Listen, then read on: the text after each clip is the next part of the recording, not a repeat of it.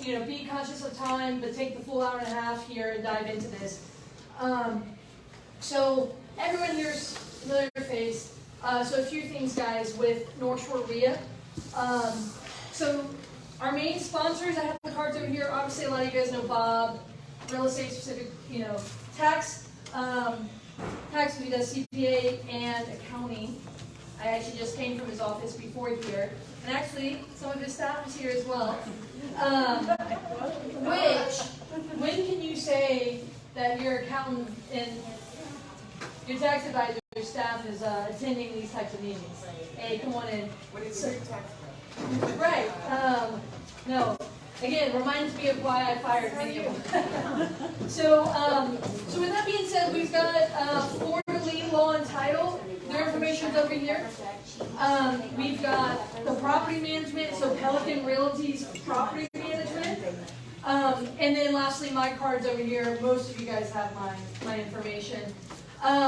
With that being said, you guys, these meetings, they're free to attend. We just have to obviously take care of your tab today. But generally, when we're in the side of a hotel room, these meetings are free to attend, open to the public.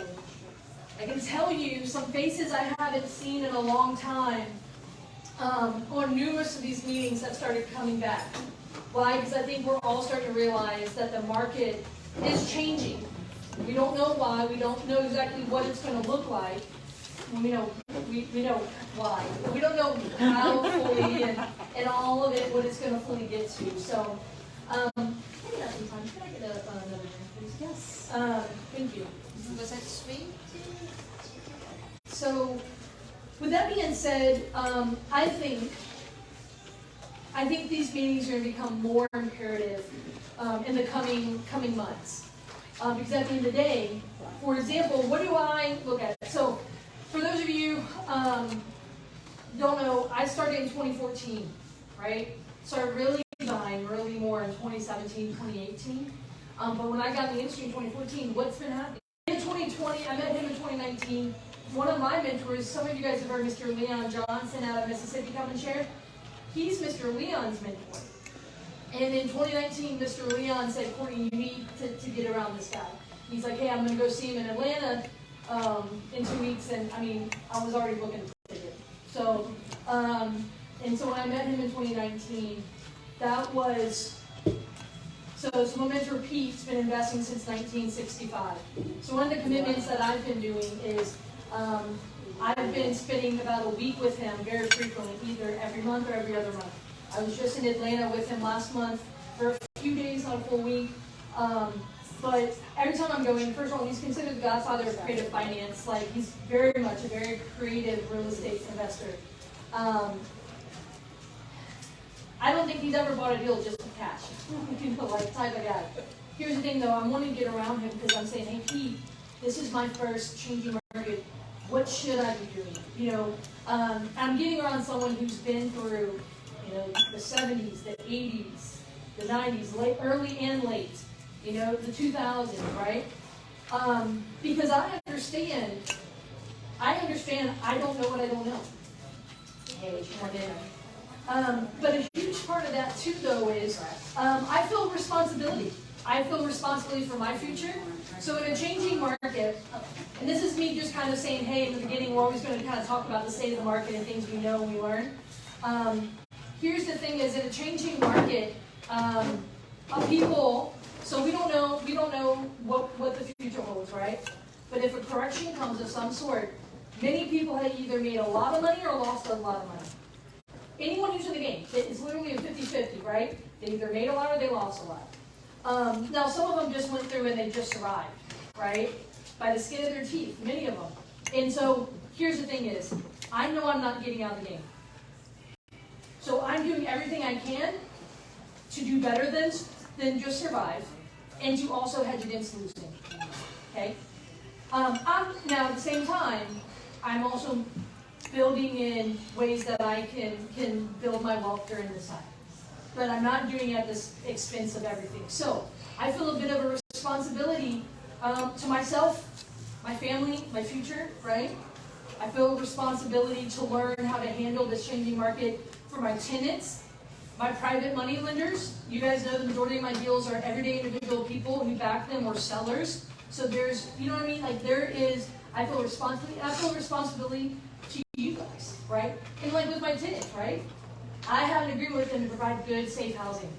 I'm not trying to risk all of that. So with that being said, I'm getting around as many, with all due respect, gray-haired people who've been through this. You know, people who are not just, and understanding that I'm a talking head right now, but I'm trying to not follow the talking heads who got in 06. You know what I'm saying? Don't get me wrong, they have something to share, but at the same time, I want to say, hey, what were you doing when interest rates were 18%? Yeah. You know, what were you doing? And I've learned some cool things. I kid you guys not. So the biggest thing here is I want to share with you what I learned frequently. And so these meetings, my point is I think these meetings are going to continuously be an opportunity for people to learn. So for example, again, I see people who haven't attended these meetings in years starting to come back, right? Because you're saying, hey, I want to be able to put my finger on the pulse. And so for example, I've got a friend who does a lot of flips and rental properties in New Orleans. I'm talking like a significant amount. So they have their own level of data, right? Because they're doing so much volume. And so coming to these meetings and getting to talk to them, you know, that's important, right? Like talking with other people who have their own data. The fact that when that hedge fund buyer bought from your flip property, I was like, I had heard of, so I'd only heard of 2 funds being in Louisiana, but the one they brought up, I knew they were here, but I hadn't heard of that, right? How would I have known if I didn't have relationships, right? You know, it's just intriguing data for me, right? And so by being around other people, there is a level here that you can get a feel for what's going on. So with that being said, few things. Next Wednesday night, we have the final meeting of the month is going to be in Hammond. In Hammond every month, so we have 4 meetings every month in Hammond. Every other month, we do the round table, so that's what this month is, where we all sit around the table and we literally, there's no education going on from like one speaker. It is, hey, who are you? What is something that you're wanting to either improve on or work through? And we have like a, in your business right now, and we have like a group talk. And so you might be looking to do your first deal or your 200th deal, like myself, right? Or like for example, Will Fredericks, who's a property manager landlord. Will has 100 and something properties. He frequently attends that, you know. So Bob's frequently there too. So the round table, that's next Wednesday night in Hammond at 6:30. And then next month, the whole gamut of the 4 meetings every month restarts. July 12th is our main Covington meeting. I'm waiting to finalize it, but I've asked 6 people to attend on a panel who have various like experience levels, various strategies, and it's one going to be on how to invest in a changing market. And I have them coming, and again, I have to find, that's a lot of herding cats, you know, so I'm having to finalize with them. Worst case, if I have to push it to August, I will, but obviously wanting to have that. So before I get into today's talk, that was just one of the things I just want to kind of talk about, guys. Keep your finger on the pulse. I know one of the things I'm personally doing is I'm seeking out, I have some title attorneys in my life, I have some property managers, realtors, lenders, where I'm wanting to go and meet with them once a month. You say, hey, what are you seeing in your line of work? Because you're doing volume, right? Hey, what are you seeing? Are people walking away from contracts left and right? Are, you know, are you having to reduce rents? Are you having, you know, what does that look like? So with that being said, I want to talk about today's topic is analyzing deals. So this is the Real Estate 101 Lunch and Learn in Slidell that we do every month. In essence, the entire year we have 12 topics. So we've already talked about things like wholesaling 101, flipping, you know, the rehabbing 101. We've talked about landlording for residential 101, landlording for commercial 101. You know, we've talked through these things. But ultimately, now we're going to start getting into the back half of deals, where today I'm going to talk about how do you know if something's a good deal. So I myself, I got started in the industry in 2014 in property management, and I started, my very first deal was a live-in flip. I started off flipping. I added in wholesaling as well, because I had left a job in property management, so I had to put food on the table. So flipping and wholesaling was putting food on the table because it was quick money. And then in 2019, it like dawned on me that I wasn't building wealth, which was the whole thing I was wanting to do. And so in 2019, I also started buying for rentals, but all my capital was going toward deals to, you know, put food on the table. So all my capital was being used for flips. So I started buying creatively, using either the seller in place or the mortgage in place. So I am going to, at some point between now and December, speak on buying subject to the existing mortgage at the REIA in the main meeting, where I will literally speak for 2 hours and break it down. Because that's one of the main ways that I buy deals creatively, right? But I've done a lot of different strategies. Rentals, flips, and I haven't done Airbnb, I will say that. I haven't done Airbnb, things along those lines. But today I just want to, hey guys, I just want to talk about, I'm going to talk about rental up front, because I think that is going to be one of the main parts, right? So I'm going to break down what is a good deal for a rental. And I'm going to break down a few ways to look at that. I'm going to break down flips, give some advice on that. If we have time, I will talk about wholesaling and going from there. So one of the first things I just want to say, I know I talked about this, the market is starting to shift and change in some ways. I don't talk about this a lot, but I have worked with hedge funds. One of my good friends has a firm where they have 18 hedge funds that buys deals from them. And just yesterday, the report we got from them about the change. So think Wall Street, right? These people's pensions, you know, all that. The change of what they're doing, actually of those 18, 3 of them paused buying right now, right? Until they're, you know, the analysis of what's going on in the market. So those things are really, I'm watching that, presuming maybe there's a portion of them that's smarter than, you know, like that, you know, that not the people pushing it, or, you know, I'm like, they've got some of that, you know, analysts and things like, I don't know. I just, in my mind, I also have like, you know, overgrown frat boys probably doing this too. So like, they're there. I'm like, yeah, they're there too, but I do think there's some smart guys in that mix, because I've come across some of the more smart ones, right? But I'm watching that. I'm watching it on an institution level. I'm watching it. I know some people who are sitting on the sideline right now. Any of you guys know some of that, right? So I want to encourage you, analyzing deals. So I've actually been, again, right now I know there's a lot that I don't know. So what I'm doing is studying a lot. So I actually just bought like 30 books off of eBay that were written in the 80s and early 90s from creative real estate investors. And I started reading them. The book I'm reading now is from 1994, and it's on, again, creative real estate investing, because I'm like, what were people doing back then? What were banks doing? What were, you know, buyers and sellers doing, right? Here's the thing is, I just want to encourage you, analyzing deals, it's very important for you to play both offense and defense, right? That offense is, I'm getting all these offers out there, right? I'm going out there looking for deals, I'm doing this, that, and the other. But that defense part is, you don't know what tomorrow's going to hold. So one of the most common trends that you see, so I started studying the crash in 1929, the panic of 1907. You know, I've been studying, there's a lot of material from 08, you know, but I've been trying to go back further. And one of the biggest things is all these speculators, right? All these people.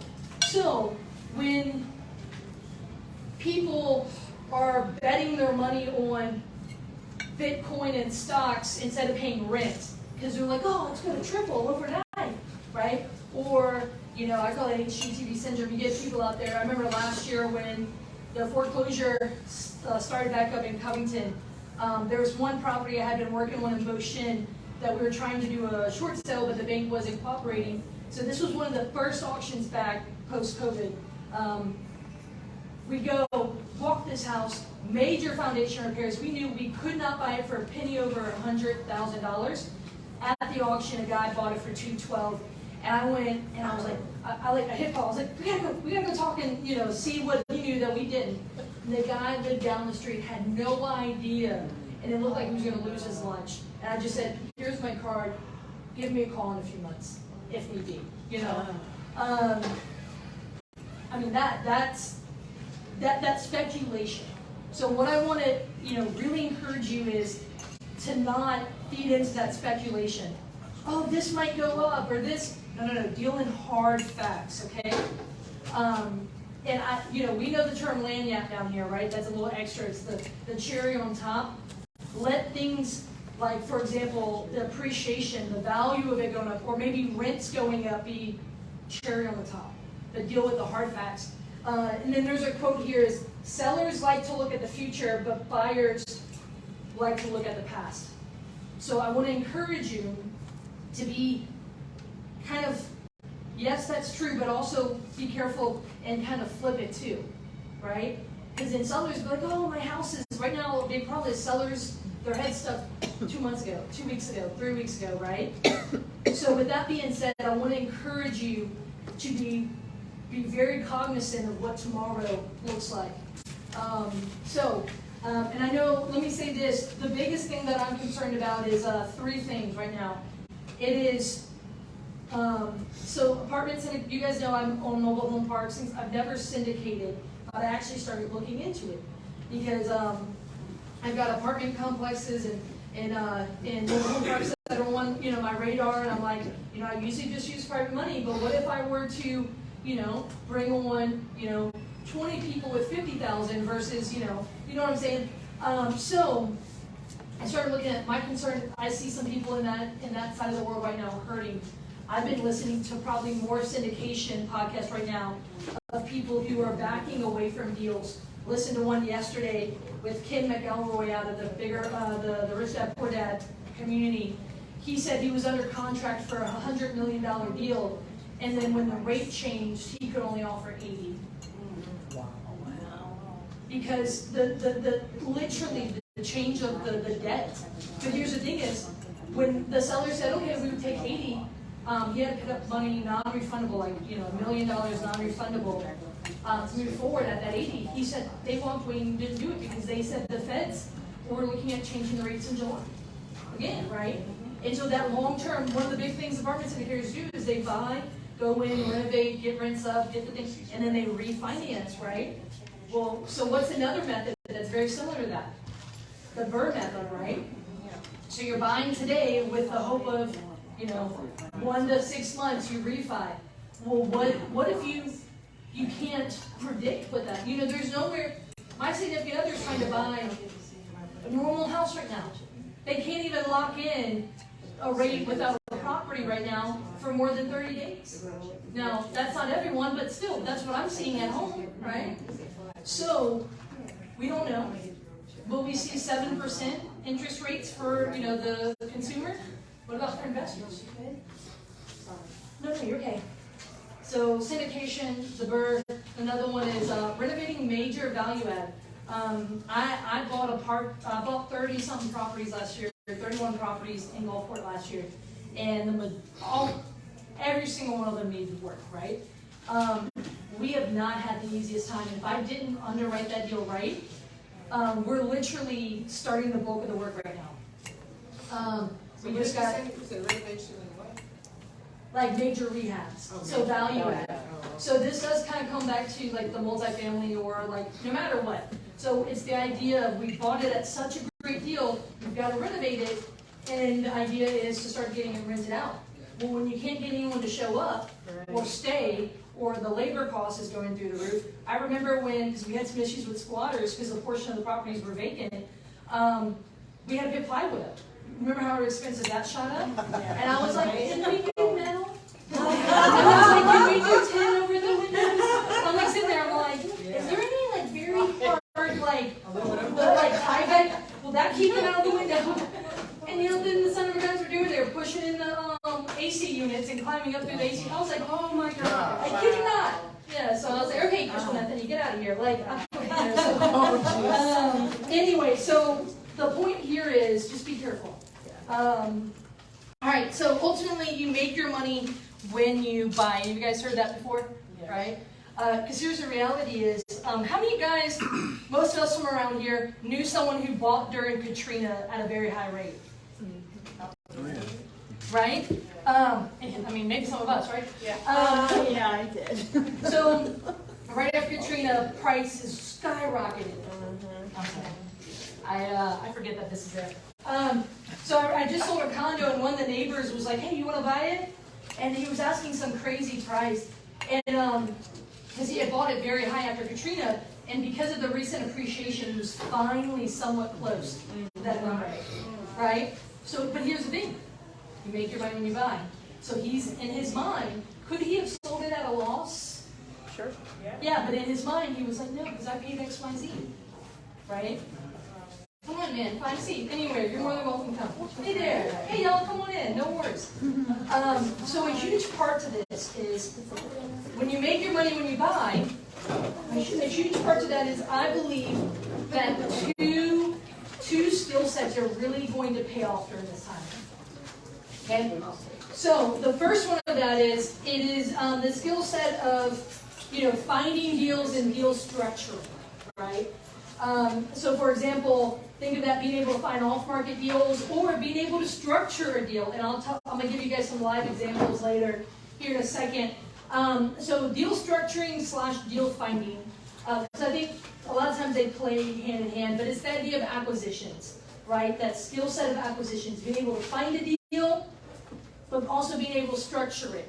There's times where I didn't find the deal, but I could structure it well.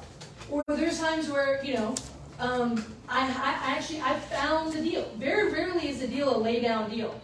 Very rarely. Sometimes it is, right?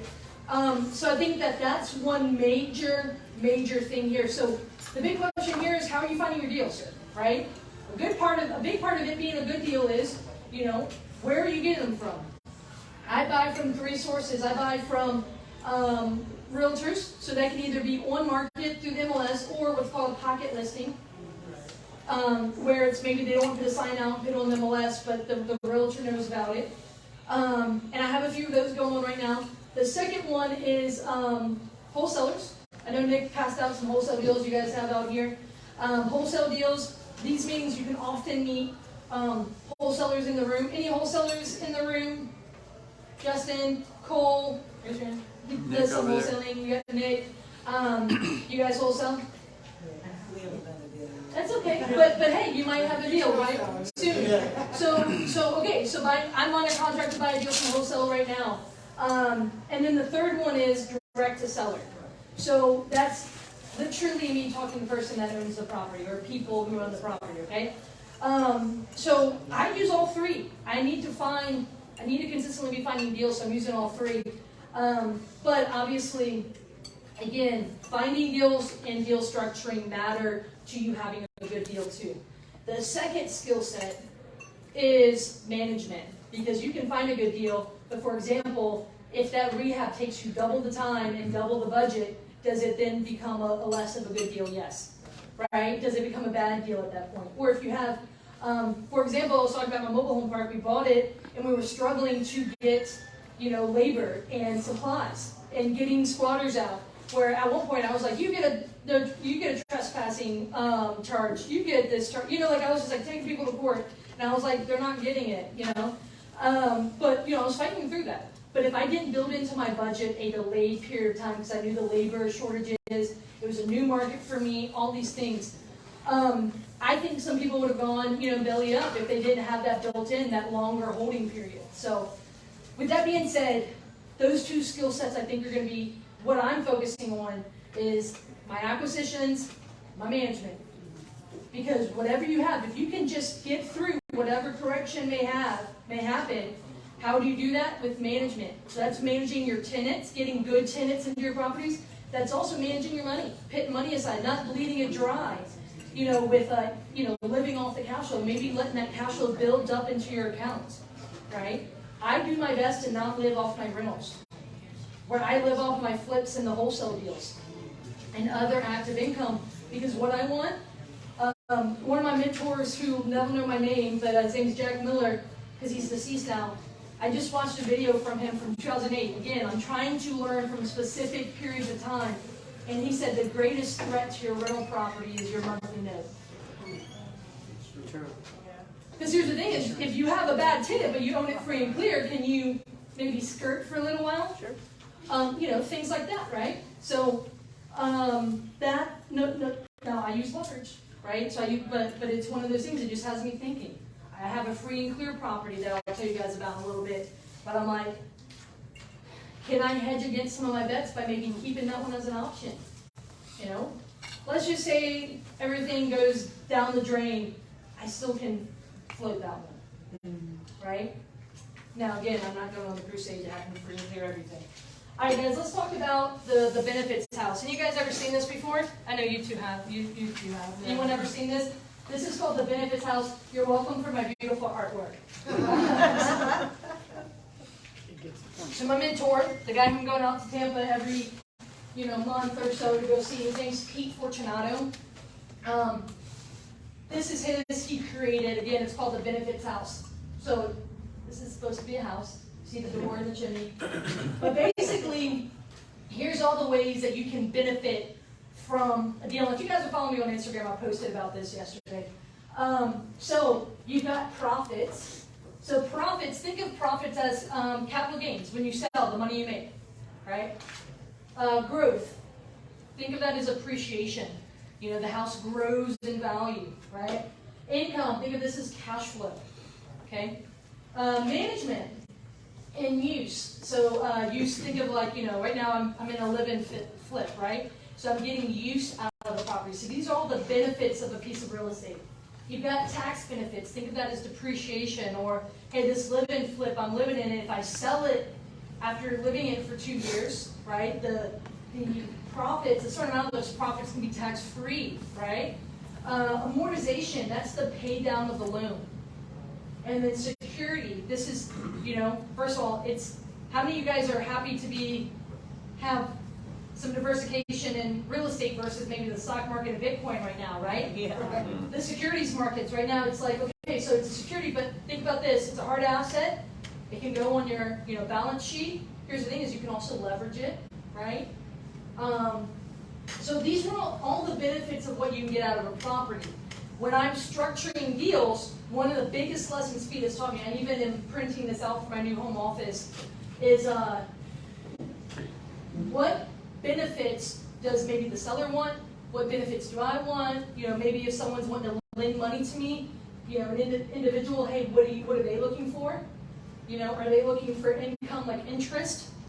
And are they looking for the tax benefits or something like that, right? So this is really important too, because everyone thinks of profits and income. Sometimes they'll think of growth, right? But they're not thinking the whole picture here. So when you look at what is a good deal here, look at all these different benefits here and say, hey, what am I getting out of this deal? Okay?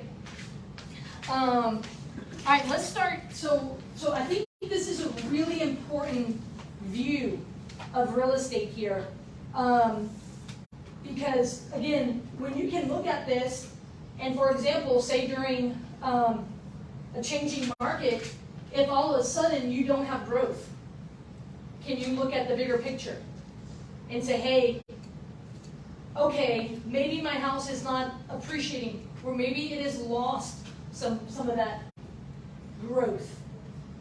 Okay, what else do I have? Same with income. I used to be an XYZ cash flow. I'm getting, a little bit less. Right now, rents have been going like crazy. We cannot sustain this, right? Not that long ago, I got quoted in a news article. You guys know because I was afraid that they were going to quote me bad, maybe the bad guy. But 61% of New Orleans income goes toward housing right now. That is not sustainable. So, and it was a response to that data that came out recently. So, with that being said, what if your current rates had to go a little bit below, or something, something along those lines? So, with that being said, what if you, during the next, few months or the next year, this had to be decreased a little bit? All right. What if your primary residence becomes too much for you to handle, and maybe you have to share use with management, where you're renting out, I know people are renting out rooms in their house, right? Again, this is what I would encourage you to go back and take a look at. Any questions about the benefit house before I go ahead and erase this so I can, you guys can see more of my chicken scratch with some math here? Can I take a picture of it? Yeah, come take a look. If you just Google Pete Fortunato benefits house, there's actually a pretty image of it online. The only benefit I don't see is the chimney. We gotta The fix that. chimney, what is the benefit of the chimney? Yeah. To let the smoke out, right. Let the smoke from all the hot beer.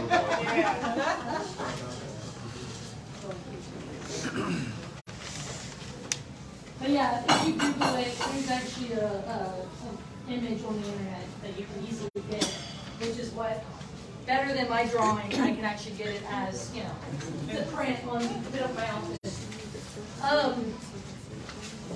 All right, so the first thing I want to talk to you guys about rental properties, okay? So what is a good deal? How many of you guys in here actually own rental properties right now? Can you raise your hand?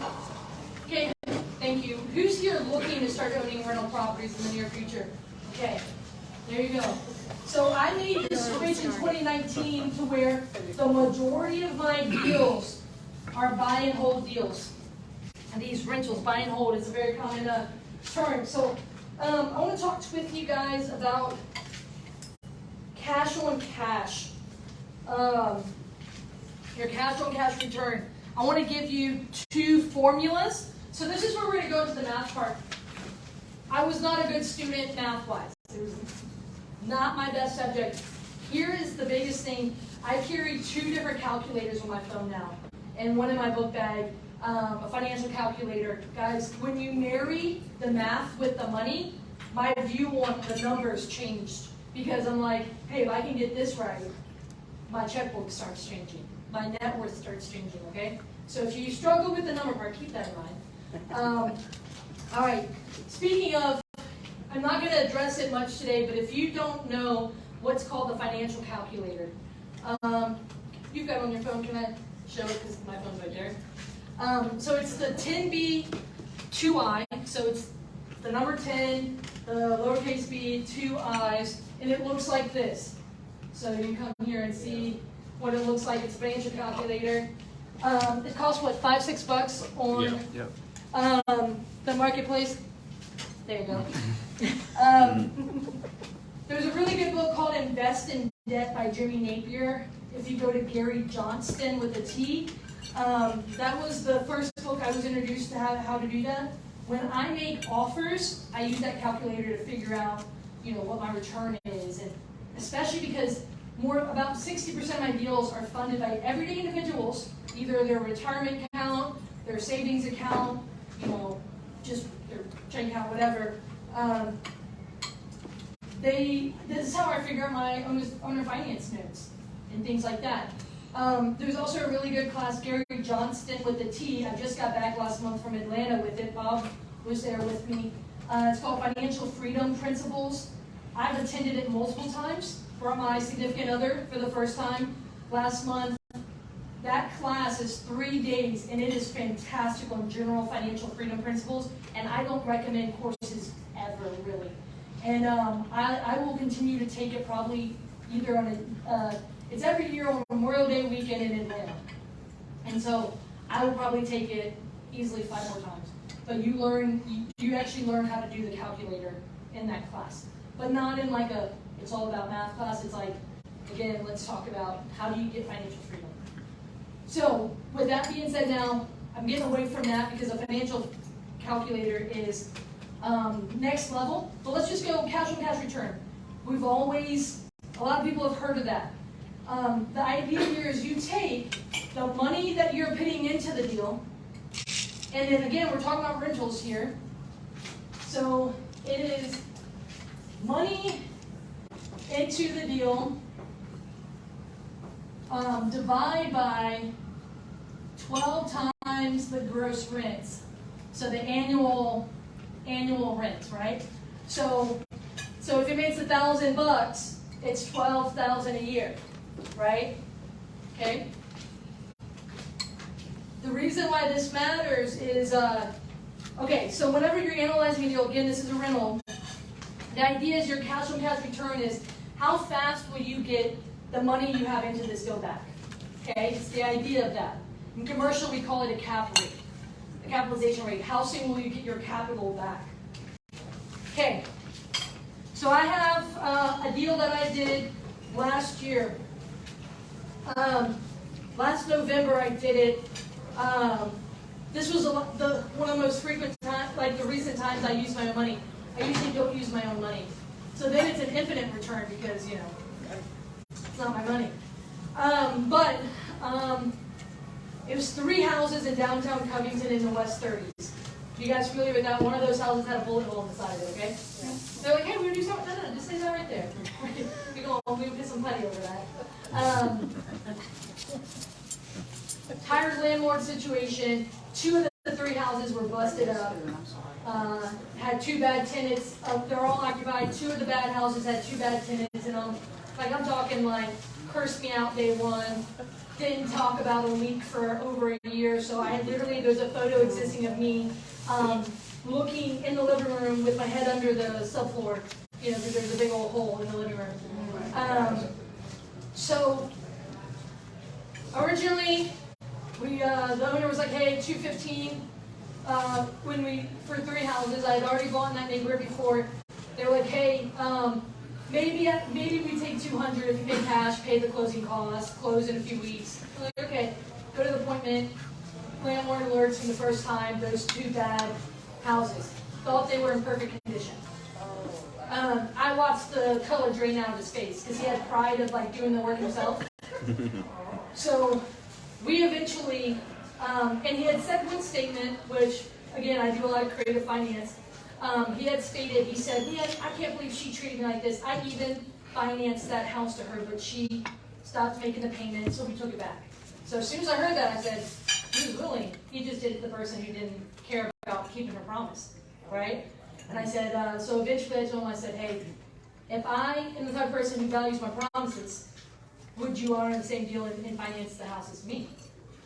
Long story short, me and Aussie Steve, we did this deal. We bought the 3 houses for $150,000. 2 of them right next door and 1 across the street. As is everything, $150,000, 10 down.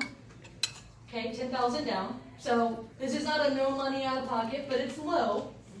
Okay, so there's also a good example here to not be chasing just a no money out of pocket. Because again, usually it's no money in my pocket because my private lenders usually lend, right? But again, so money out of pocket here. And I usually don't like it whenever the house needs a lot of work because, you know, putting money out of pocket like that. But I said, okay, $1,200 a month, interest-only payments for a year. And after a year, we had to give them their $140,000. You guys tracking with this deal? So they were currently collecting, as they sat, $2,500 a month in gross rents. Let's look into that. So, how to figure out the cash on cash. So we've got the 150 is the purchase, but it's only the 10K down. Okay. So what money do we have into the deal? 10K. Yeah, 10. And so if you remember, the way that we're going to do it is we're going to go ahead and divide that 10,000 by the 150 to see if this is what is our cash on cash return, right? Because what ultimately we will be into the deal for 140, right? And so anyway, long story short, we're going to do the 10,000 divided by 30, because this 30 right here is the 2,500 times 12, okay? All right, someone want to do this math for me? 10,000 divided by, I have it on my thing, but I want to encourage you to, you know, practice it yourself. But do you guys see where I'm getting this number down? This is the 10 down, and this is the gross rents times 12, right? Anyone want to tell me what that is? You want to? 33%. There you go. 33% cash on cash return. Most people are super stoked when they make 10% annually at the stock market. Anyone here in the stock market? Yeah, right? 10%. That's like a wild dream right there, right? But what are people making in their bank account right now? 0. Like a 10% of a dollar here.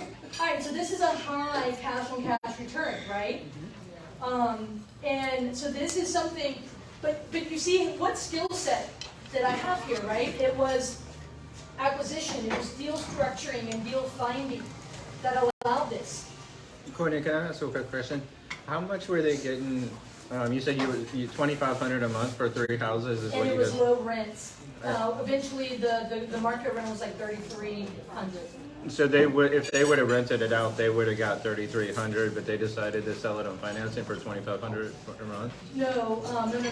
That was they were below market rents because they didn't raise rent on people. Oh, There was someone who had one of the tenants was there for over 10 years and her rent had never been raised.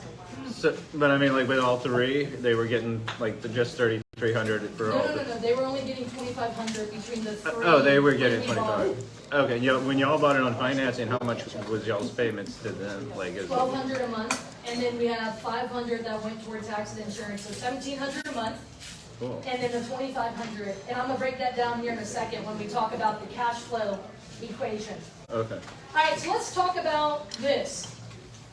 All right, so this was owner financing, deal structuring.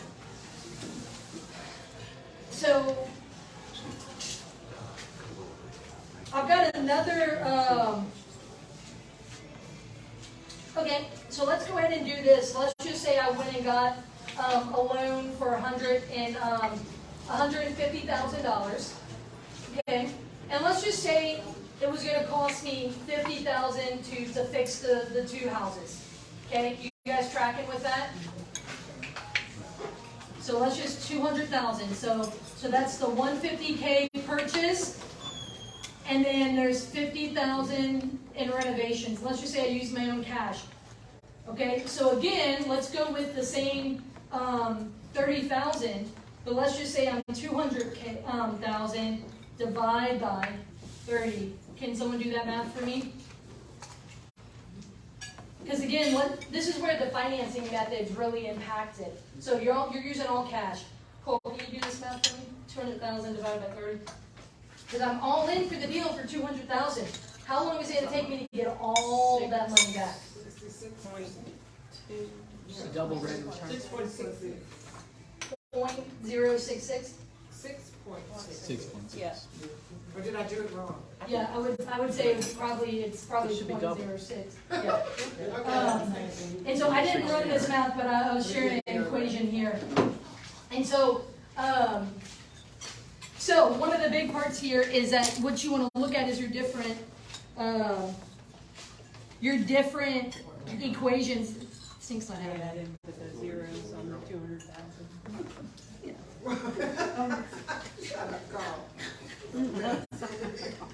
So 30,000 divided by 200,000?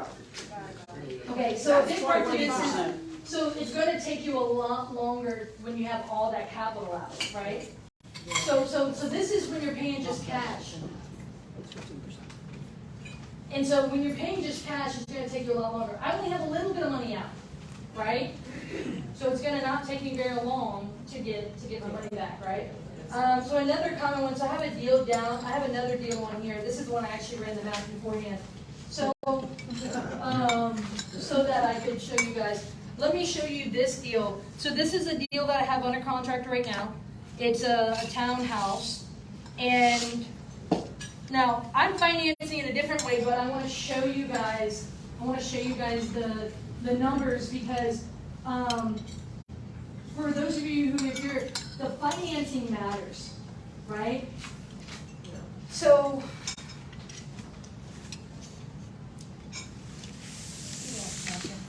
I need to dry it, because otherwise I'm going to start writing on it and it's not going. All right, so this is a townhouse, 3-bedroom, 2.5 bath, here on the North Shore. You can rent for $1,500 a month. So the purchase price is $110,000. So that's purchase plus I'm paying a wholesale fee with that. And then it only needs $20K in work, so that's $130,000. All right, and it can get 1,500, so 1,500 times 12, that's 18,000. And I did that wrong the other time. You switch it. It was 15%. So 130,000. So this is how much I made in my gross annual rent. But if I had to get, I put out 130,000 here. This is a 13.8% cash on cash. So let's just say I'm using my own cash for this.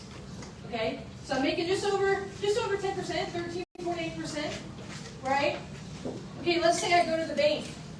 So for 130,000, all right, so that's 26,000 down at the bank. So 20%.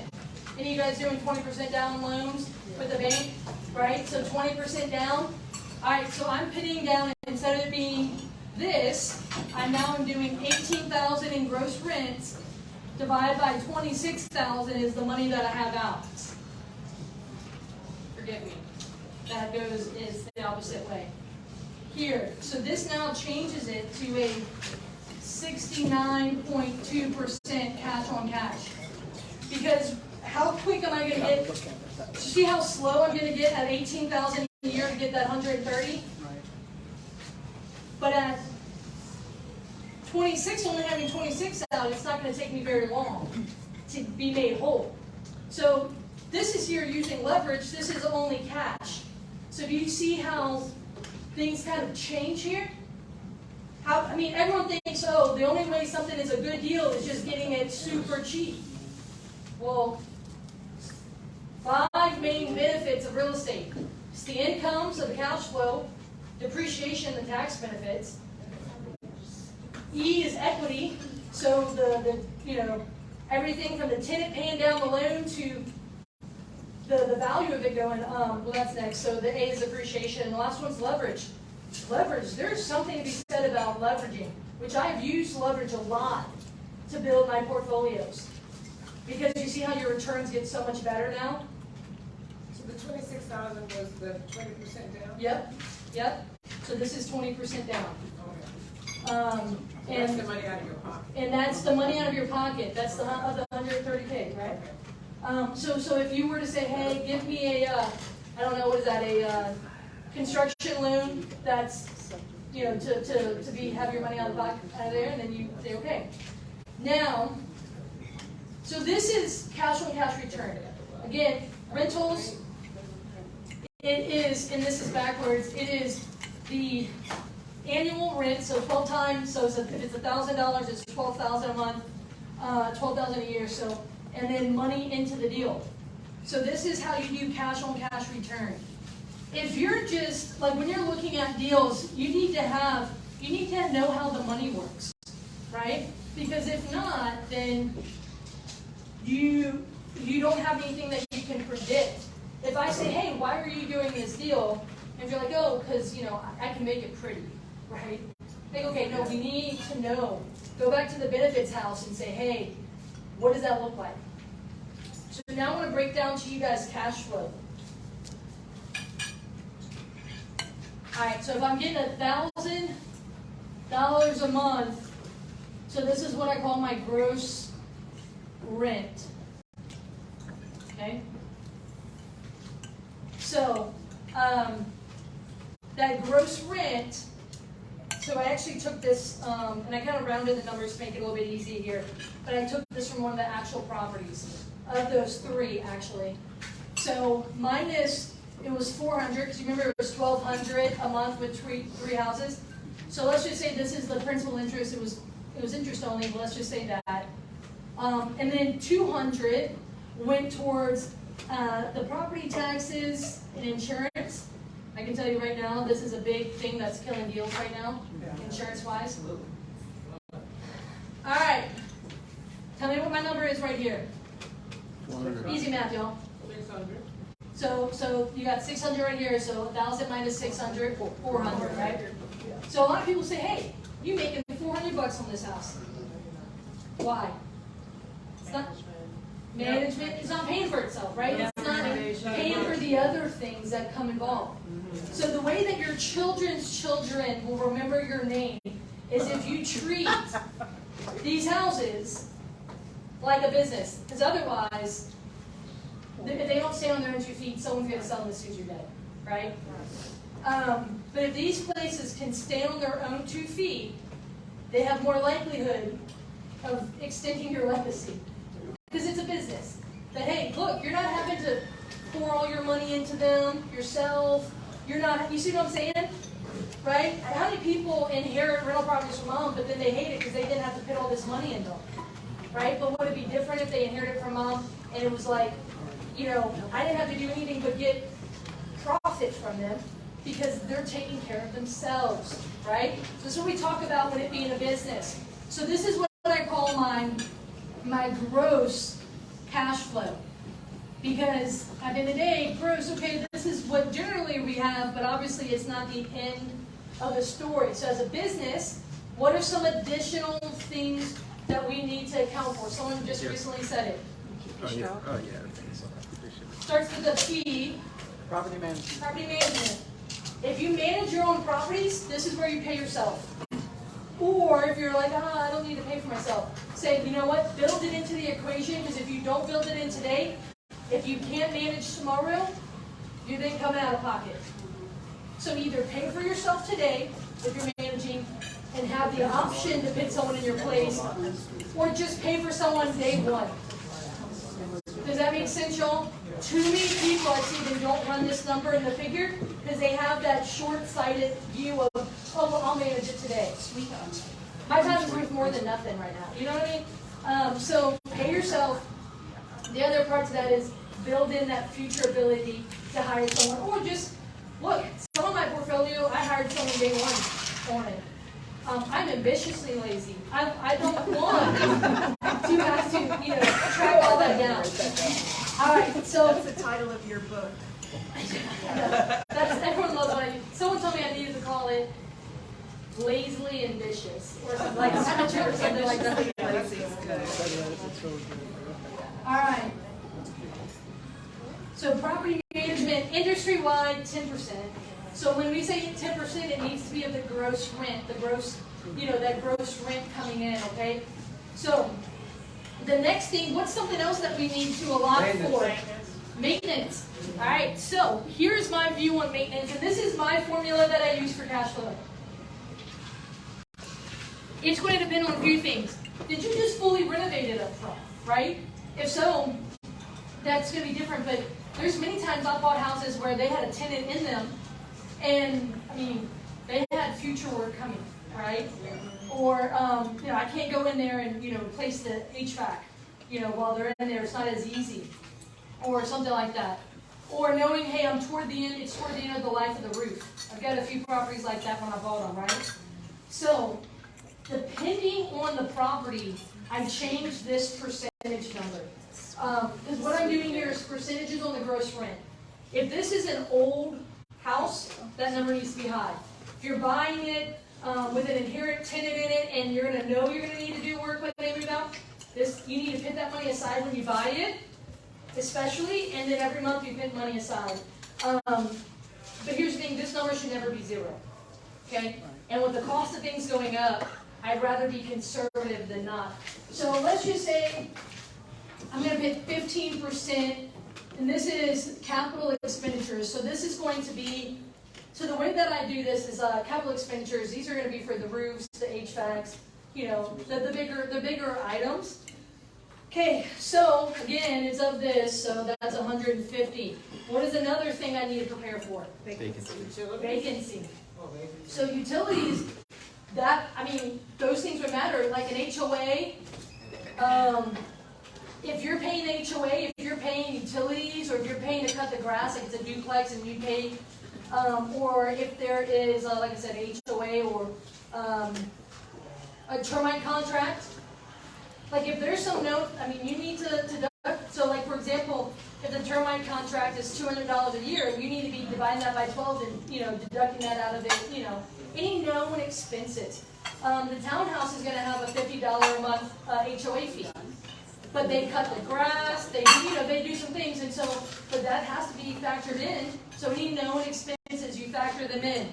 But vacancy, this is, I've got expenses. Whether someone's living there or not, these expenses are coming. I consider this here a promise. Not everyone does. I'm in the business of making promises and keeping them. So, when there's not a tenant there, why do people keep lending money to me? It's because even if I don't have a tenant there, I'm keeping my promises, right? Alright, so I do 8% vacancy. 8% is basically 1 month of the year. Okay? So 8% of this amount. So you see $80. Basically, it allows me to, if you look at that 80, it won't take long to be able to pay 1 month of this, right? But the reality here is, you might need to adjust that if you have a very high, if it's not making sense. Or if you're wanting to double down paying off the note or something, right? So you do all this math, and this comes down to net cash flow. Now, let's talk about this. Some people say, "Oh, that's not enough money." First of all, can you live off of $70 a month?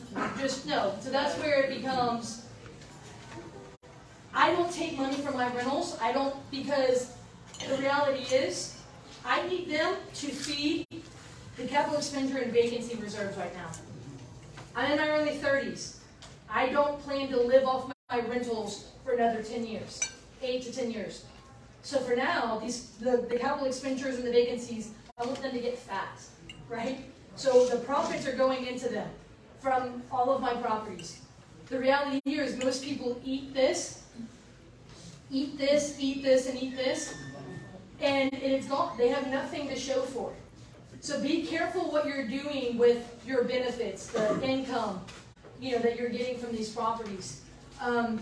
Here's the thing is, this isn't something to get excited about, like I get that. But the reality is, what happens 20, 25, 30 years from now when this is no longer involved?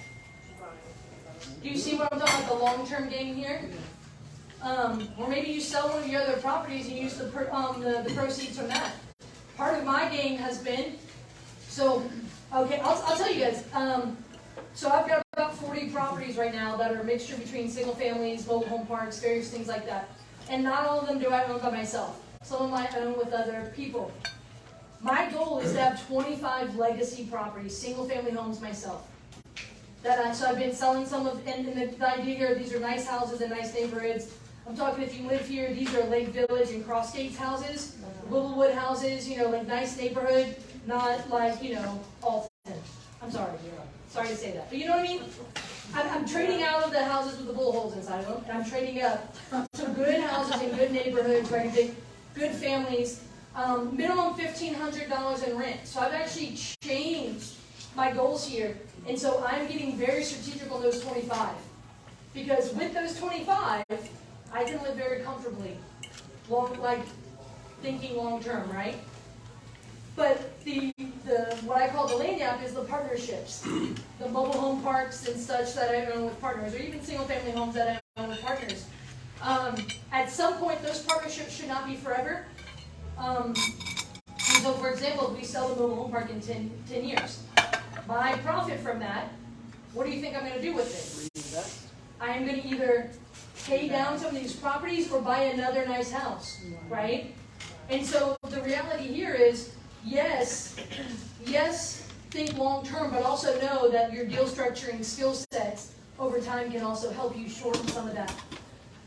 The reality here is, keep in mind, this should be fixed. People got in trouble in 2008.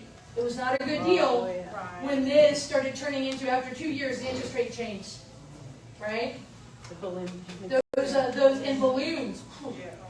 My mentor always told me balloons are for clowns. But the reality, we're talking a balloon where it's like, okay, but did I not just do a balloon? Okay, but what made it a good deal? It was a high cash on cash return, right? But here's the thing is, you want to know what I actually did with that deal?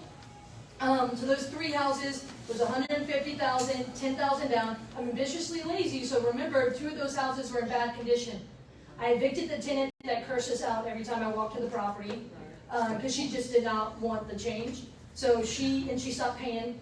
So she got evicted. We raised the rent on the second one because she hadn't been raised in 10 years. We gave her 60-day notice. So that one went up. And then I sold the two as is with the issues for $151,000 this March. The third one is free and clear. And it's worth about $110,000, $120,000. And it has the best tenant of the three. And I'm signing a lease with her this afternoon where every 6 months we're going up by maybe $25. And I told her she's fixed income and I want her to stay. And I said, because market rent's $950, and I don't want to go. I said, but you know, we're trying to catch up just a little bit, but we're staying below market. But I said, I want you here. Honestly, she's older, and I said, I would really like you to stay here until your children need to come talk to me. We want to keep you here. Courtney, a quick question. Do you typically offer 60 days when you're raising the rents, or is there like, is it 30 days sometimes, or is it generally 60 days? I mean, we just bought the property in November. We said, hey, January 1st, here's all your notices. Day one, hi, we're your new management company. But I mean, is there like a I rule don't of believe thumb or there's, something? I don't know if there's a law or rule with it. Honestly, that would be a property manager question. I usually go to him with those. Because there might be a percentage cap of how much you can raise it.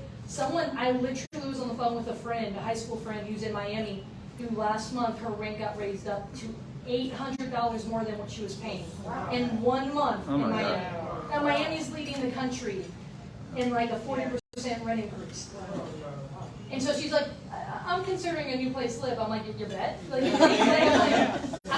also, I was laughing because I saw something like TikTok or whatever, where this guy he was filming it, and he was like, there was someone laying in here, and he would accept money from him in the cabinet, and it was like collecting rent in New York is like, you know, money from people. Anyway, so any questions? Real quick, so this should be fixed.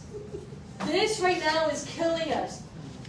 So if you don't know how to argue your property taxes, you should.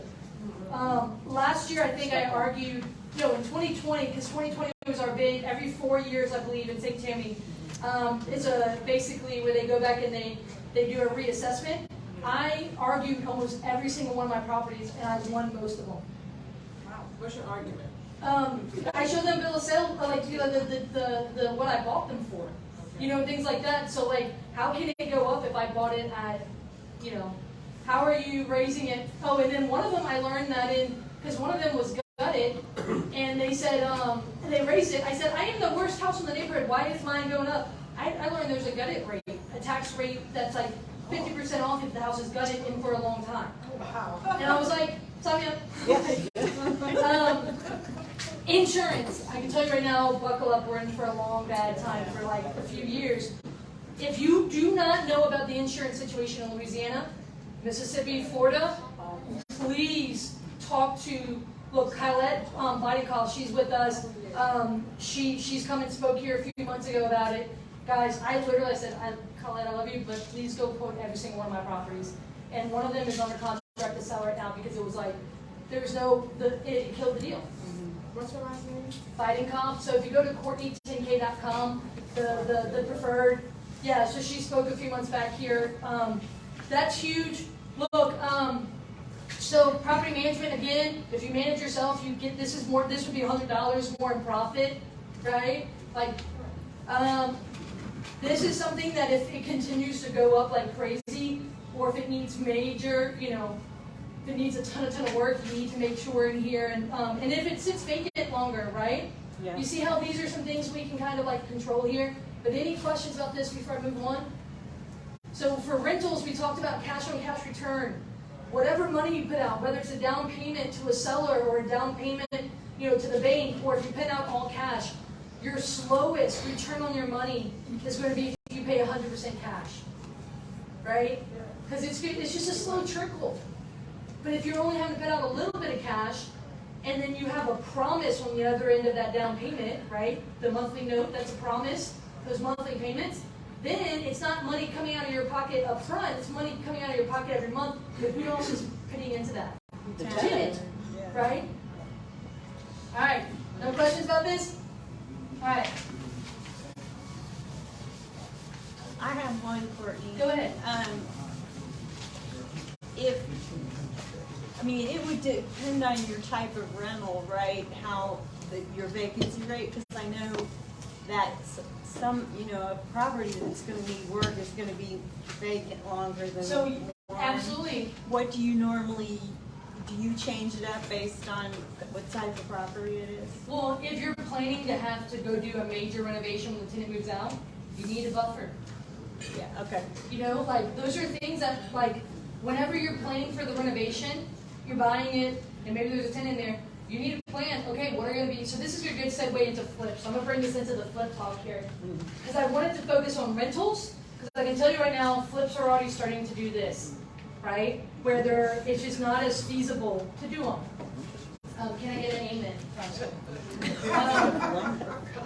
So with a flip, you've got what's called your holding cost. So anytime I do a flip, these are the holding costs that I figure out. It is my okay. So you have insurance. Okay. By the way, there's a specific type of insurance you have when you do a flip. My property taxes, for example, if I'm going to own this thing for more than a year, no matter what, you still going to have prorated property taxes, right? When you go to sell, the seller has to prorate the taxes. Okay, so another one is going to be like HOA or utilities. Absolutely. I've got a vacant property now. I still have to pay the bare minimum on the utilities, right? So those things come into play here.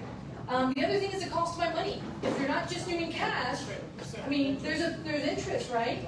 So here is something to consider here is, right now, projects are taking longer, right? Why? Ida, for one. Supply chain. Supply and demand. Well, supply and demand. Both labor, supply and demand of, but I can tell you this right now, Supply chain. those supply chain things, but I can tell you right now, I had a house here in Slidell that we listed sub 150,000. Not a lot available under 150, so if you're qualified for a low amount of money, 150. When we underwrote the deal, everything was 4, 7, and 10 days on the market, and it sold. We went under contract in 40 days. We listed this after the first of the year. There's no reason other than the market's starting to cool. Okay? Every feedback was, hey, we like it, but my buyers decided they're going to hold off for a little while. Or, you know what I mean? Like, the house had nothing wrong with it. There was also just starting to be a lot more in that category available. So, there's something to be said about that. So if you're flipping, you want to prepare, what if my timeline doubles or goes longer? And I see a lot of people get in trouble with this because, and so here I'm not going to give you a formula exactly, I'm just going to tell you things you need to calculate. But the reality here is, what if your timeline is extended? For example, if you use a hard money loan, and that is very expensive money, and you're using it within a 12-month period. Well, okay, so let's just say it takes you 3 months to even get under contract with someone, right? Because that was the old normal rate of time before we got into the spoiled world of, first 10 days on the market, you were going under contract. And then, what if you have to go through 1 or 2 buyers, right? You start getting into a period there. And that's after you already did a renovation. That renovation took some time, right? So keep in mind, especially if you have expensive money tied to your flips, to be careful of your holding costs. I can tell you one of the main things is when I do a flip, we've got insurance that's 3 months insurance. It's the builder's risk policy, or it's a vacancy policy, depending on the type of rehab we're doing. It is a 3-month policy. It's expensive it's expensive more than like my yearly rental policy. And it's 3 months fully earned. So if I sell in less than 3 months, I don't get a refund. But you know what sucks? You sell it 4 months. When it gets sold, thank you. You know what I'm talking about. When you go into that 4th month, I'm like, because that's another $1,500, $2,000 that's having to go towards insuring it, right? So do you see how time matters here? I can tell you right now, time is killing deals. Okay? The other thing here is so those are some of those holding costs. So those are affected by how long you own it. Again, the longer you own it, the more you're prorating your taxes. The longer you own it, the insurance, the utility bills, or if you have to pay an HOA fee, or you have to cut the grass, right? I have a property right now that I'm like, oh my god, we just cut it like 3 weeks ago, and it's an acre. So I'm like, oh yeah, we got that down there. And I'm like, why is it as tall as me? And so that is something that really, matters. But here's the thing: is let's also talk about your rehab. When it comes to flipping, you need to have what's called a scope of work. And the scope of work is very detailed about the type of work that you're doing on the property. Like literally it's talking about, it should not just be like paint. One of the taglines is paint. No, it needs to be fully detailed to the extent that it's, exterior paint and even the name of the paint that you're using. And then, literally interior paint, it should be what are the walls, what are the, all these things, because here's the other big part of it is, most people, when I see them budget, I see that their budget is like, oh, that'll be like about $70,000. Like, oh, we'll do some paint. I'm like, all right. But when you start penciling it down in detail, the more detailed you are, and the better that you'll know to the T. Now, previously, when I would do flips, I will admittedly say I am retiring. I will only do a little bit. I do less than 20% of my deals are like any sort of flip or rehab. But I used to add like a 5% contingency. For example, if we over the wall and we find something. So let's just say so if it was, so let's just say that if it, my rehab budget was really, so let's just say it was $100,000, so 5%, right? Think of the full budget, the contingency would be a percentage of that, all right? But here's the reality is I'm doing 20% contingencies. Why? Why do you guys think that that number has gone up? Because materials are going up and So holding down. I talked to a contractor. You guys know I had the privilege of being on WWL on Saturdays. We did our first field trip to the Home and Garden Show a few months back. So I went and talked to some of my friends who were contractors there, and he said, Courtney, I was quoting homeowners our normal rates, and we're talking with our subs all the time. Our normal rate for a shower like install, and then all of a sudden when it go time to pay the sub, they're like, oh no, we doubled. And so he had to eat that, right? And so it's like, usually they were paying like what, $1,900 or something like that for a shower, like tiling a shower. And that's what he quoted to the seller. Well, when you're the flipper, you're holding, what does that start doing? All of these things start eating away at your profit. Well, then what happens at the same time? The value of the home is now having to be reduced. I'm seeing price reductions everywhere. Yeah. We actually, if you guys follow me on my Facebook business page, the Courtney Fricky Your Local Real Estate Solution page, I put out articles all the time on there. I put one where Redfin quoted both New Orleans and Baton Rouge as being where they had the highest number of reductions in on the market properties. We're never on good lists in the country. So, with that being said, when it comes to your flips, what makes it a good deal? So, something I want to say when it comes to a flip. So I talked about contingencies, how I've offed them up from 5 to 20%.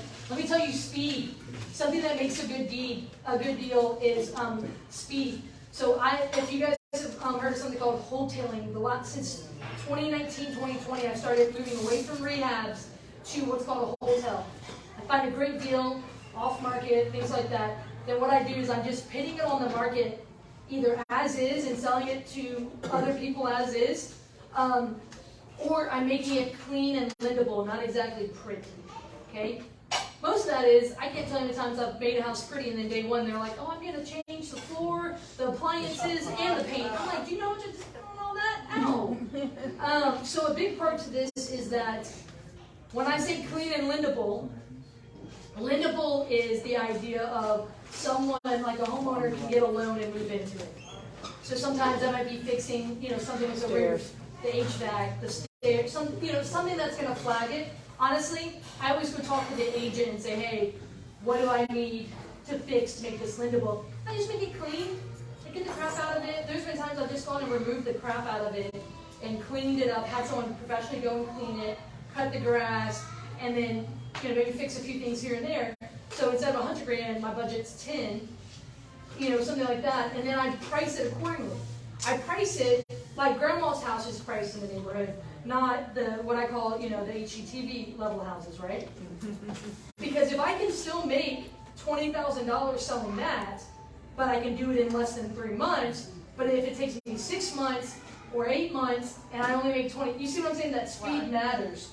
So what makes a good deal with the flip? You know, sometimes it gets, like, it really, honestly, today is speed. How quickly can you get that thing for sale?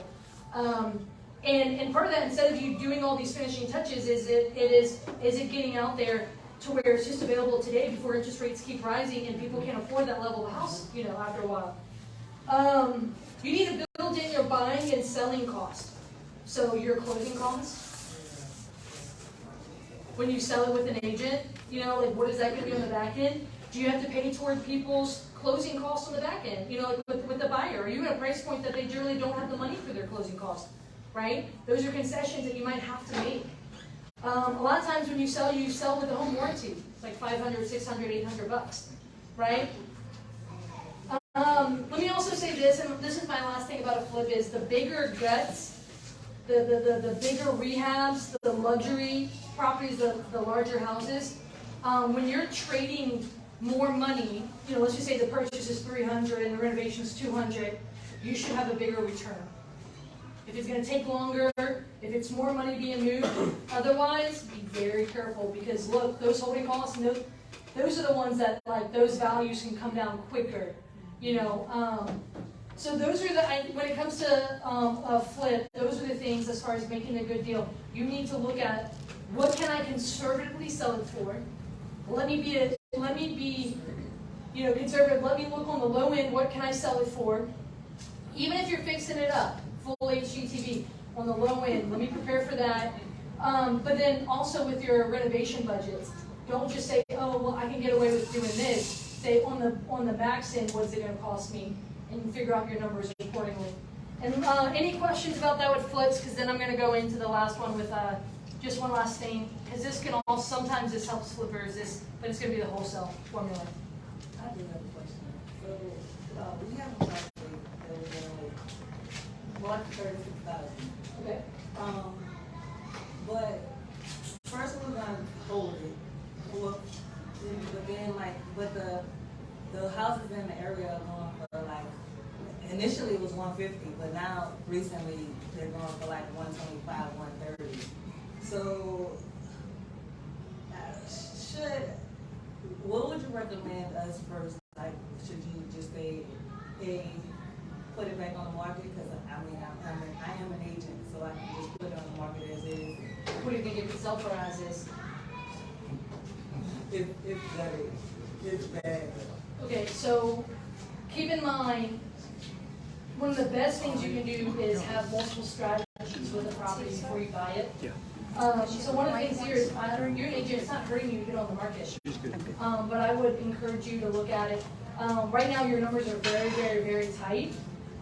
What I would encourage you is, at this point, you might have to look at selling it on owner financing or something like that to like a contractor. You see what I'm saying?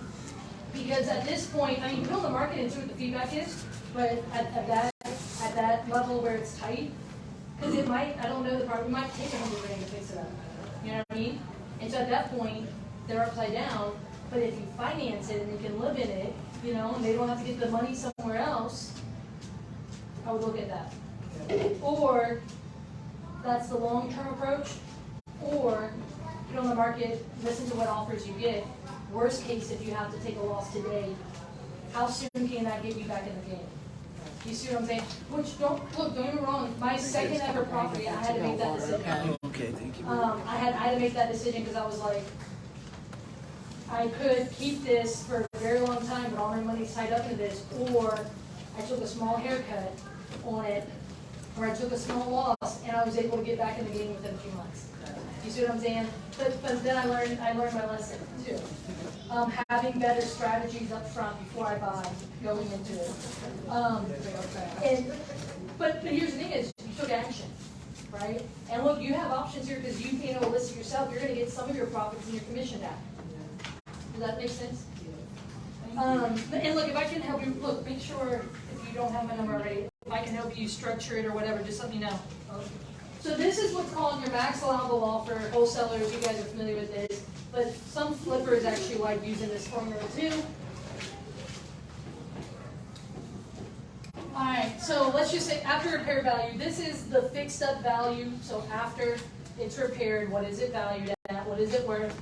So let's just say for easy numbers, it's worth $100,000 when you fix it up.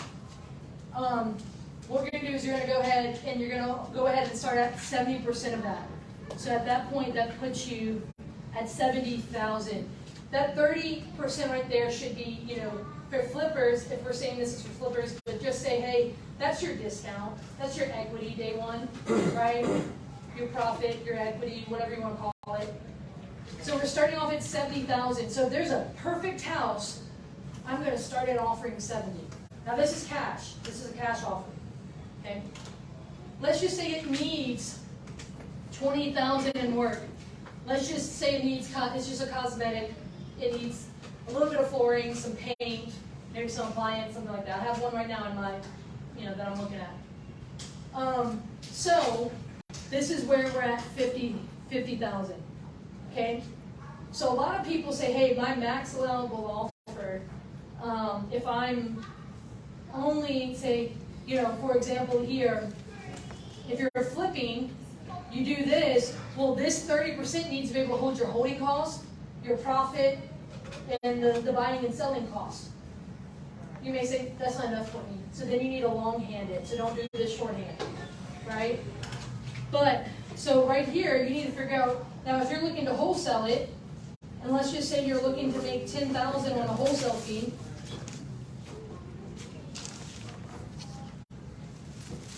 this is where $40,000, this is where you need to be offering the seller and contracting it if you're wanting to wholesale it. And for those of you who don't know what wholesaling is, it's where you're finding discounted properties, putting them under contract, and then selling. So say you get under contract to sell at $40,000, and you came to me, I say, hey, I can buy it for you from $50,000, then you walk away with a check for $10,000 at closing, and then I buy the property at $50,000. But keep in mind, this is a $100,000 house that only needs paint, some flooring, and some appliances. So to get it at $40,000, you need a pain point. That's right. So one of the best ways, you know what some of my best deals are? And look, it's got to be a win-win-win or no deal. My best deals are when I'm getting hugged at a table because I'm able to help people solve some sort of problem. So this right here is just the Mayo formula, the max allowable offer formula. Here's the thing is I would start in the 25 to 30K range and then make my way up to 40 is usually what I do. So with that being said, any questions about this? Any questions about what we talked about today? Was it helpful to kind of hear? So I showed some different strategies here. I know it was a lot. But let's go back to what kind of I talked about is, look, you guys have to play both offense and defense. Because in this changing market, if you're only aggressively buying, then when the market is changing, you don't want to be left where you want to have options. So good deals, you want them to be safe. So let's go back to that benefits house. So for example, if you sold it on owner financing, that deal, let's just say what you do is, even if you just say, hey,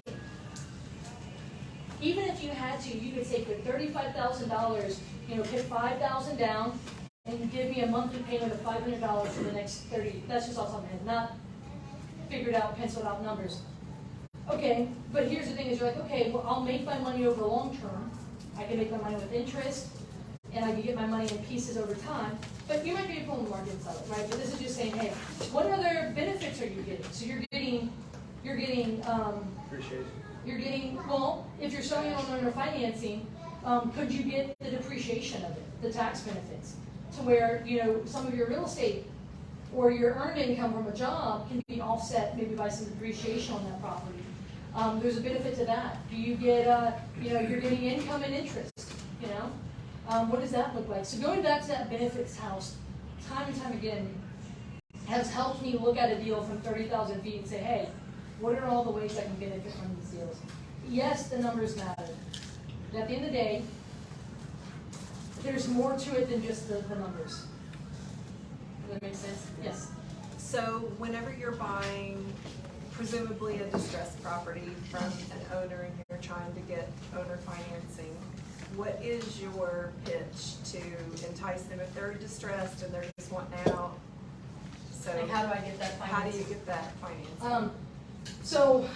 Generally speaking, 90% of the time, they want relief of pain. 10% of the time, they want gain. So for the relief of pain, so what I'll do is, a lot of those are going to be maybe cash doesn't work, or they've tried other options and those don't work. So for example, I like to buy houses where I take over making the payments, but the mortgage stays in their name, so I'm buying it subject to the existing mortgage. And a lot of times what I'll do is I'll say, hey look, cash, I need to be here, right? And I do my formula, I make the cash offer. But I could pay more if you're willing to talk about some options, because I have an option when cash doesn't work. They're usually like, hey, I want to talk about that. I just bought my most recent primary residence with that, where I took over making the payments on the mortgage, and cash would have meant he either had to bring cash to the table or do a short sale. But we had to go negotiate with the bank to sell it for less than it. But I was able to make it work because I didn't have to bring money out of pocket, I could make monthly payments. And he said, well, what's that program you have where, you can pay more?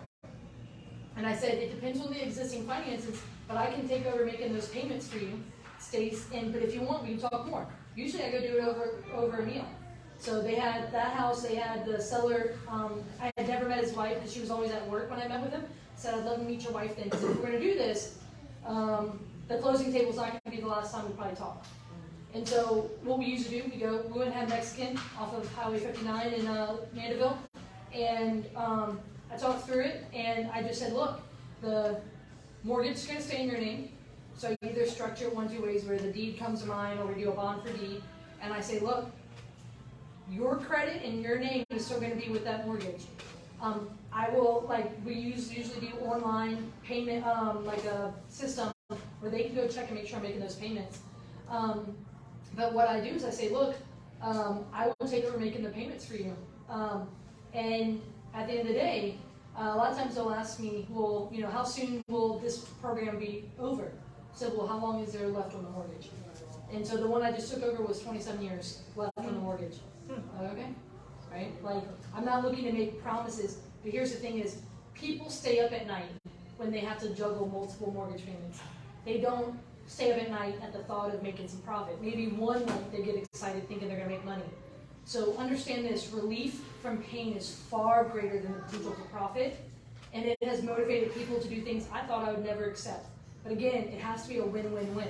Those sellers, I just saw them a few weeks ago. We just met up for something and got talking. So it's again, What instrument do you use to protect yourself from their mortgage company, like if they accelerate the loan because they're not supposed to be? So correct, that's the due on sale. Here's the thing is, at this point I've done, I don't know, close to a dozen of them. I only know one person who's ever had the due on sale called on them, and that was from the smallest bank that only had 2 branches. And the disgruntled ex-wife went in there and was like, he sold your house, and y'all didn't get paid. And so then they looked into it, and they were like, oh, well, the president of the bank called, and he said, yes, sir, we are making those payments, and we did buy it subject to the existing loan, and we're right now renovating and putting a new roof on it because the roof was collapsed and this, that, and the other. And but we're making those payments. Do you want us to stop? He said, no, keep doing what you're doing. Hide it over and go for it. So at the end of the day, you can either cure, so there's paperwork that I disclose it. There's nothing to protect me from that happening. If you go to CourtneyTenK.com, there's a YouTube channel, because this is getting recorded right here. This will go on there.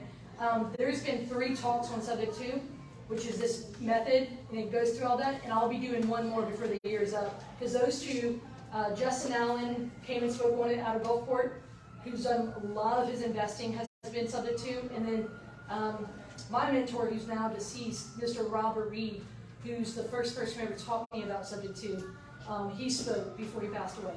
And so those are already on our YouTube channel. You can go back and watch them because it's a lot more than just a minute answer. But yeah. Okay, thanks. No, it's a good question though. But that second part with gain is usually if they want, if their money's, I have a seller right now where she said that, well, my money's just going to sit in the bank. I'm like, no, really? Can you tell me what your bank is going to offer you right now? I said, pull it up right now on their website. What are they all going to offer right now? What if I can offer you 5 times that? And go, okay. And so she's considering it. I gave her, so if you want to get into creative financing, get away from just making one offer, one cash offer. Because that only solves some of the benefit house. Think about that, right? That's just profit. I have some sellers who want to sell on owner financing because of the tax benefit of it. They're not having to write almost the same bill all at one time. They can do it yearly, right? So there's a whole lot of other parts of that, but sometimes it's for gain because they can make more. So my cash offer to her, if I recall right, it's like 150 or 145 cash or 180 if she was patient, I could make her money or give her money over time. And she was like, that 180 sounds good. I said, okay. And I always make a second offer with that one. I said, if you want to talk more, I'd love to treat you out to coffee, lunch, brunch, dinner. Because what that is it's an invitation to extend the relationship because people only do that with people they like, know, and trust. I've never successfully gotten that off of the MLS. Rarely you will if the seller is sophisticated. Generally then you don't get to dictate the terms. They're going to tell you, well, if I finance it to you, it's going to be, it's going to be black and white. But relationally, I want to deepen that relationship. So I want to sit, across the table from them. Sometimes I've sat at the same time at the table with them. Hey, let's figure out what you want. Pull out the benefits house. What are you looking for? And you do a T-bar. An old, I think that Benjamin Franklin T-bar. This is what you have right now. This is what you could have. So stuff like that. Any other questions as we end up here? All right, I always give out books here. Who here is it's their first time? Okay, so we've got The Millionaire Next Door or Make Your Bed. So these are good books. I pick the books on purpose too every time. And so as far as what's a good deal, these books are both Make Your Bed. This is like Everyday Habits. So good deals come from Everyday Habits. And then Millionaire Next Door, it's The Surprising Secrets of America's Wealthy. It's not what you, America's Wealthy is not what you think. Yeah. So How would you make our bed? there you go. It's an excellent book. All right. And you asked a great question. Thank you. And You know so, what, actually, I have this book, so you can. I recommend it. Somebody else. oh, and I want to reward you for that. Look, you know that I hate figuring out how to give a book, right? I just need, what I need to do? I need to write down 20 questions, and then just pick one every time and be like, today for the book, this is the question. That's a good idea. You know what I mean? Because it's usually Take the stress off of you. no, because it's always but guys, thank you so much for coming. If you go to CourtneyTenK.com, the top left link is going to be where you can always find the future events that we have. We do 4 of these events a month. Only one of them is here. And then we do, the top right link of CourtneyTenK.com has the YouTube channel. So this will be recorded and it'll put back on there if you either want to share it, rewatch it. Trust me, there's over 50 other videos you can go watch, those subject to videos and stuff. And then it has on there other things like my social media, but it also has the preferred vendors. So these, usually at the Covington meeting, we have all those cards out there. Well, some of them, I don't get cards for them or they always fly off the table. So, for example, Colette, the insurance lady, her information's on there. Ryan, who we talked about, you guys saw me. Now, also on CourtneyTenK.com, we have our Facebook group, which has nearly 3,000 people in it. We treat that as our daily forum. So, Nick, you can post your group, your deals in that group. That's it, I'll try to. Yeah, and then, or if you have, it's called Southeast Louisiana Real Estate Investors. Again, about 3,000 of us are in that group. if you're looking for deals, or if you're like saying, hey, who has a referral for XYZ? I share articles into that group, different things like that. So, our main sponsors over here, if you need them. My card's over here, so if you don't have my number, feel free to pick it up if I can help. But thank you guys so much for coming today. Make sure to do sub up in those comments if you haven't already. But thank you.